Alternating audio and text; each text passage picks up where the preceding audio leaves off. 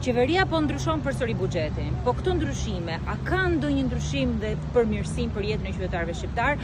Sektorët që kanë qenë në rënje, në ulje në vitet e fundit janë bujqësia, për 7-8 vite me radhë ka një rënje ekonomike dhe është në tendenca negative, ku eksportet po bien, fermerët janë gjithmonë më shumë vështirësi, mbështetja me politika mungon, dhe çfarë bën qeveria?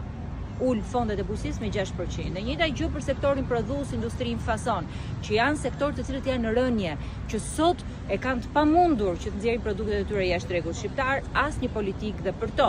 Pushteti lokal është duke përjetuar vështirësi, qoftë për pagimin e pagave, qoftë për investimet vogla që ato mund të bëjnë.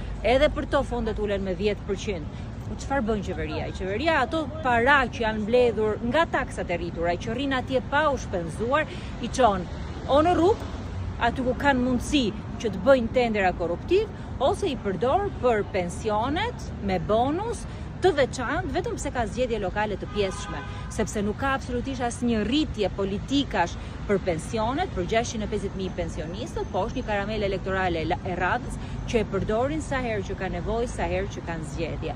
Shqipëria sot ka nevojë për një buxhet i cili plotson nevojat e familjeve shqiptare, nevojat të cilat janë për mbijetesë, 40% e shpenzimeve të familjeve shkojnë për produktet e shportës, shkojnë për ushqime.